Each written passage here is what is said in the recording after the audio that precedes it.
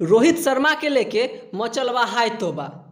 चारों तरफ से हो रहल बा थू थू। रोहित लेहलन एगो बड़का फैसला। तो सबसे पहले नमस्कार प्रणाम तमाम भोजपुरिया क्रिकेट के दर्शक लोगन। चर्चा में हमारे साथ जुड़ गए बारन हमारे मित्र पांडे जी। तो अब जानल जाए विस्तार से पांडे जी के साथ। पांडे जी का सुननी है रोहित शर्मा के खूब आलोचना हो रहल बा। बॉर्डर गवास्कर ट्रॉफी में ही कौना ढंग के प्रदर्शन न कैले। 3 मैच में कुल 31 रन। यही कारण लोगबा गोसाइल बा। अरे तिवारी जी ठीक कहतानी, ई वाकई शर्मनाक बा। अब तो चैंपियन ट्रॉफी आवे वाला बा।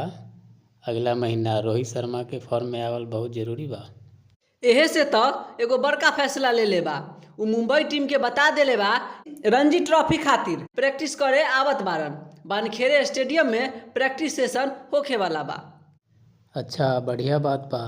हमरा लागेला कि प्रैक्टिस सेशन से उनकर फॉर्म सुधर सकेला। बाकी उ रणजी में खेलिहन कि ना ई अभी तक तय न होइल। हाँ, इंडियन एक्सप्रेस के रिपोर्ट के मुताबिक वो अभी सोच रहल बारन कि जम्मू कश्मीर के खिलाफ मैच खेली हैं कि ना खेली हैं। पांडे जी रउआ के याद बा उनकर आखिरी रणजी मैच?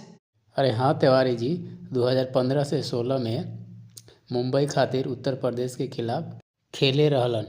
तब से लेके अब तक वो घरेलू क्रिकेट से दूर बारन। देखी पांडे जी, अब रोहित पर पूरा देश के नज़र बा। अगर रणजी खेले आ उ फॉर्म में आ जाले तो चैंपियंस ट्रॉफी में धमाका हो सकेला।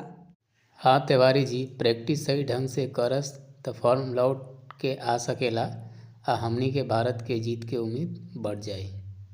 सही कहनी है पांडे जी। अब बस ये देखे के बा कि उ रणजी ट्रॉफी खेलल कब शुरू करत बारन। हाँ तिवारी जी, इंतजार करल जाई आ उम्मीद बा कि रोहित के बल्ला फिर से चमकी। बिल्कुल चमकी पांडे जी। और आप लोगन अपन राय कमेंट में लिखी आ चैनल के सब्सक्राइब करके अपन सपोर्ट दिखाई। क्रिकेट के हर चर्चा अपडेट खातिर यही जगह पर मिलते रही। धन्यवाद।